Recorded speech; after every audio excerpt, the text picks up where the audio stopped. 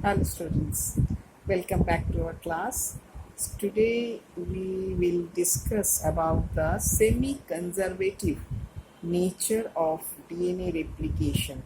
So we know that DNA has autocatalytic property. That means, what do you mean by autocatalytic property? It means that it can produce its own copy.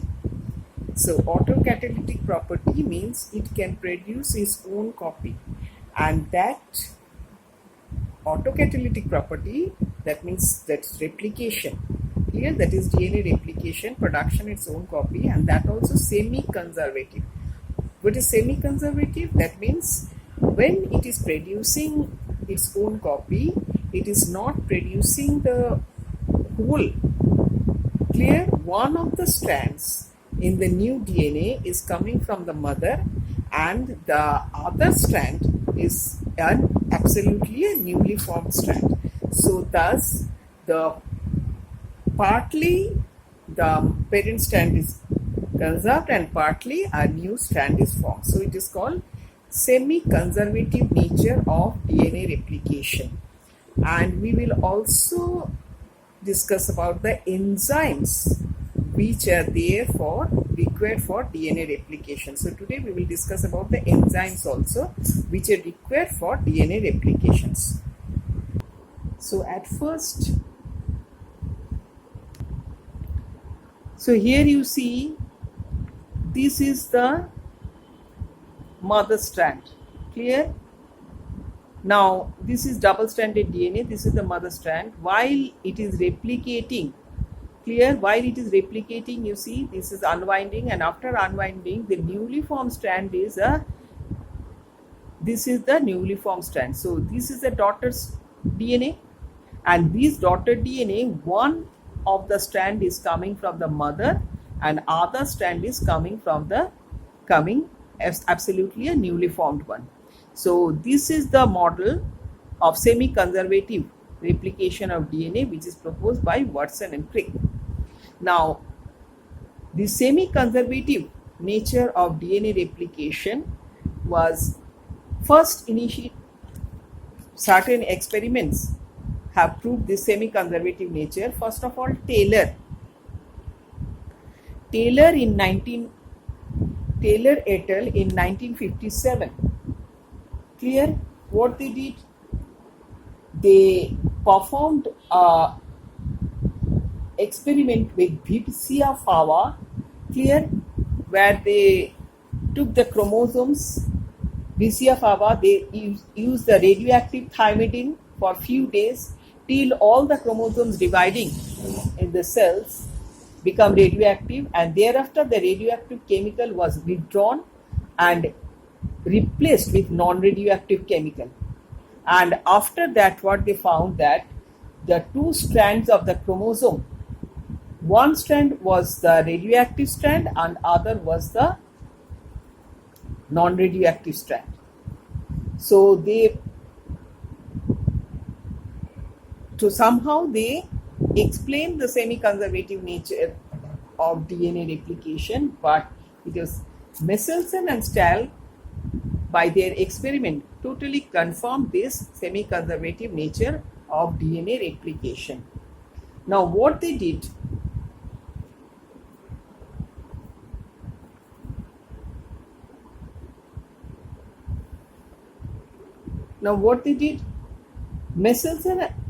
Matthew Michelson and Franklin Stahl, they grew colonies of Escherichia coli. So they grew the colonies of Escherichia coli for several generations, and in that they took the ammonium chloride. They gave ammonium chloride in the culture medium, and that ammonium chloride contains the nitrogen, which is an heavy isotope of nitrogen. So we know that ammonium chloride, that is NH4Cl. Clear? NH4Cl contains the nitrogen, and that nitrogen they used there was heavy isotope of nitrogen, that is 15N nitrogen. And we know that DNA also contains nitrogen. So when DNA will be produced, they will take the nitrogen from the medium, and as a result this 15N nitrogen will get incorporated in the DNA. Now this now this nitrogen DNA which will be produced will contain the 15N nitrogen. When the more or less whole DNA was found to contain heavy isotope of nitrogen, clear, these bacteria were shifted to a culture medium having normal nitrogen. Now, so after 20 minutes, because 20 minutes is required for replication or cell division of E. coli. So after 20 minutes, this is transferred to another medium where the NH4Cl or nitrogen source of nitrogen does not contain heavy nitrogen but contains the normal nitrogen, 14N nitrogen. Clear? So after 20 minutes, generation 1, they found they grown in 14N nitrogen. And now after that, after 40 minutes, they collected this DNA was collected, and after 40 minutes they collected the DNA from that. So first of all, they collected the DNA from the E. coli which was grown in 15N nitrogen, clear source. Then they collected, then after 20 minutes they shifted them into 14N nitrogen and they collected DNA from there, and then after 40 minutes they again collected the DNA samples from there and now it is also in 14N nitrogen, and so again they collected the DNA samples from here. Now they tested the presence of heavy DNA and normal DNA. For what they did for it, they isolated the DNA and added into the tubes. Clear? They isolated the DNA and added into the tubes having cesium chloride. Clear? They added them into the tubes having cesium chloride, and they were centrifuged, and these tubes were centrifuged at a speed of 50,000 RPM or like that, and for several hours till the DNA gets sedimented properly. Clear? In a fixed position. So they centrifuged them, clear, and for several hours till the DNA gets sedimented at a fixed position. Now they compare the heaviness of the DNA in each generation. Clear? Now they compare the heaviness of the DNA in each generation. Now what they found, that DNA from the very first, that means the parental generation, was the heaviest. Clear? And it has sedimented at the bottom. So it was the heaviest and has sedimented at the bottom. In the first generation, when the bacteria was brought into 14N nitrogen, in the first generation, DNA settles slightly at the higher level, indicate that slightly at the higher level than that of the parental generation. Clear? That is on 15N, which was grown in 15N generation. It was slightly higher level, indicating that it has become comparatively lighter that of the parent generation. And in the second generation, which was collected after 40 minutes, it was found that sedimenting there are two sediments, clear, in the second generation. One is at the same level that of the first generation, clear, and other is slightly higher than that of this DNA which was obtained from the first generation. So, and that was also in a 50-50 ratio. Clear? So in the second generation, there were two types of DNA. One is the intermediate one, clear, and another is the lighter one. So first generation, there is no intermediate, 15N. When they are shifted to a culture medium with 14N, clear, then the DNA extracted was found to be a slightly higher, as because they now contain the intermediate between 14 and 15N. One of the strand is now 14N and other is 15N, so they have an intermediate. Clear? And now when they again collected it after 40 minutes, they found that there is hybrid DNA is also already there, but hybrid DNA is already there, but along with that, light 14N DNA, that is lighter DNA, is also there. So there are two types of DNA, intermediate DNA and light DNA. Clear? However, so what they can conclude, all this could happen because in each generation, out of two strand DNA, one obtained from the parent was double strand, while the second form is the fresh nucleotide. So is this, when they analyzed the results, they found that this could only happen when the replication is going on, one will have the parent one strand and other may have the newly formed strand, because here the parent strands are 15N, so they are having one parent strand, but other strand they are taking from the nitrogen from the medium, so it is of the 14N, so it is intermediate. Next, here what happens, here the two strands are, one is 15N, the parental strand now is one having 15N and other having 14N. Now the strand which is strand of DNA which has been formed from this 15N is still an intermediate, where the other strand has been 14N taken from the formed from the medium, nitrogen taken from the medium, and the strand which was 14N, here the mother strand is 14N, another newly formed strand is also 14N, is because medium contains the 14N nitrogen source only. So they concluded that DNA replication is semi-conservative. That means one strand is coming from the parent. In the newly daughter DNA, one strand is always coming from the parent and other is newly formed.